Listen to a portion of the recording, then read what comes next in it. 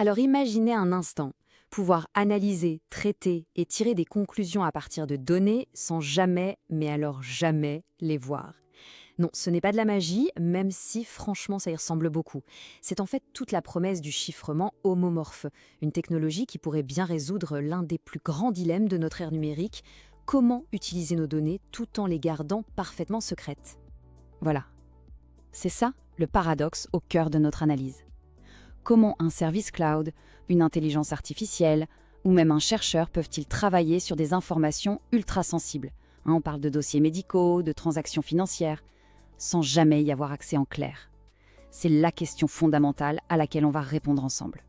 Parce qu'on est face à un vrai conflit. D'un côté, les données, c'est le carburant de l'innovation. Elles nous permettent de détecter des fraudes, de faire avancer la recherche sur le génome, d'entraîner des IA de plus en plus performantes. Mais de l'autre, des lois comme le RGPD nous imposent, et à juste titre, une protection hyper stricte de notre vie privée. Alors, comment on concilie les deux? Eh bien, c'est précisément là que le chiffrement homomorphe entre en jeu. Pour bien comprendre, voilà le plan. On va d'abord explorer ce fameux paradoxe et la longue quête de cette technologie. Ensuite, on verra comment ça fonctionne très concrètement, notamment avec l'IA. Puis, on abordera le gros défi des performances et on terminera en se projetant sur l'avenir de la confiance numérique. C'est parti. Il faut savoir que l'idée n'est pas du tout nouvelle.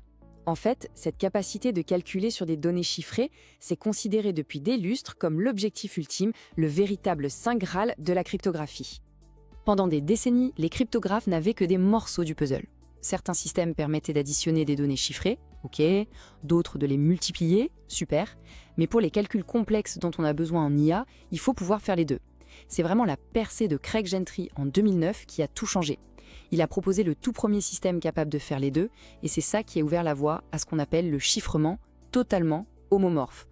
Bon, alors comment est-ce que cette magie opère? Passons de l'histoire à la mécanique pure. Le principe de base, il est assez simple à énoncer, mais il est complètement révolutionnaire. Le FHE, donc pour Fully Homomorphic Encryption, permet à quelqu'un, un tiers, de traiter des données sans jamais, au grand jamais, en connaître le contenu.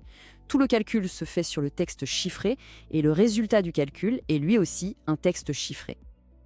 L'analogie de la boîte à gants, elle est juste parfaite pour visualiser le truc.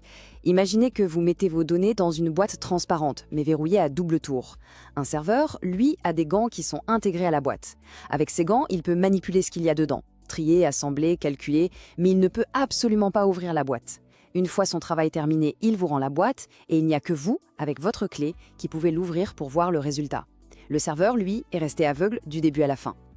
Ce qui est fascinant, c'est qu'il n'y a pas un seul type de FHE. Il y en a plusieurs saveurs, si on veut, chacune adaptée à des besoins différents. Les deux principaux s'appellent BFV et CKKS. Il faut voir BFV comme une calculatrice de haute précision, parfaite pour la finance par exemple, où chaque centime compte. CKKS, à l'inverse, il est taillé pour l'IA. Il autorise des approximations minuscules, ce qui le rend beaucoup plus rapide pour les calculs hyper complexes des réseaux de neurones, qui n'ont pas besoin d'une précision absolue. Allez, passons à un cas d'usage bien concret pour voir comment tout ça s'articule. La reconnaissance faciale, c'est une application ultra puissante, mais qui, on le sait, soulève d'énormes questions de vie privée. Dans un système classique, le processus est assez direct.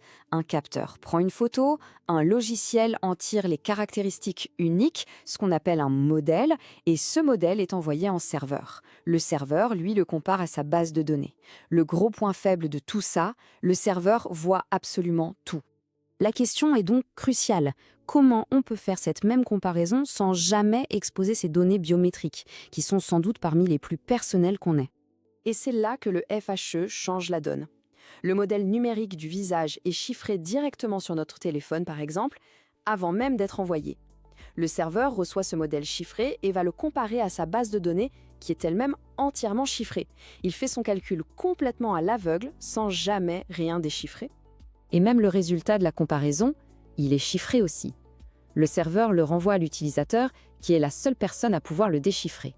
En gros, le serveur a fait son travail d'identification, mais il n'a jamais su quel visage il analysait, ni même si le résultat était positif ou négatif. La confidentialité est totale. Bon, si cette technologie est si incroyable, pourquoi est-ce qu'on ne la voit pas absolument partout? La réponse, elle tient en un mot. La performance, c'est son principal défi. Pour qu'on se fasse une idée de l'échelle, oui, calculer sur des données chiffrées, c'est plus lent. Mais à quel point au juste? On parle de 7 ordres de grandeur. C'est un facteur de 10 millions. 10 millions. Une opération qui prend 1 seconde en clair pourrait prendre des mois avec le FHE. Comme le souligne notre source, les multiplications FHE sont 7 ordres de grandeur, plus lentes que les instructions natives d'un CPU. Ça veut dire que le chiffrement homomorphe, ce n'est pas juste une petite option à cocher, ça demande une puissance de calcul absolument colossale et on ne peut pas simplement l'ajouter comme ça à des applications qui existent déjà. Les défis sont vraiment multiples. Au-delà de la lenteur brute, il y a la gestion du bruit. C'est une sorte d'interférence qui s'accumule à chaque calcul et qui, à la fin, peut corrompre le résultat. Ça limite la complexité des calculs qu'on peut enchaîner. Et en plus de ça, il faut complètement repenser les algorithmes pour qu'ils soient efficaces dans cet environnement très contraignant, ce qui est un domaine de recherche hyper actif en ce moment. Mais attention, malgré ces obstacles, l'avenir est vraiment prometteur. La recherche avance à une vitesse folle pour justement surmonter ces goulots d'étranglement. Alors, pour résumer les points essentiels à retenir, le chiffrement homomorphe, ça résout ce fameux conflit entre l'utilisation des données et le respect de la vie privée. Ça ouvre la porte à des applications d'IA vraiment sécurisées, mais son principal frein aujourd'hui, ça reste sa lenteur. Le grand enjeu, c'est donc de réussir à optimiser ses performances pour le rendre accessible à tous. Et ces avancées, elles sont très concrètes. Des géants de la tech et des communautés open source développent très activement des bibliothèques comme SEAL de Microsoft ou OpenFHI.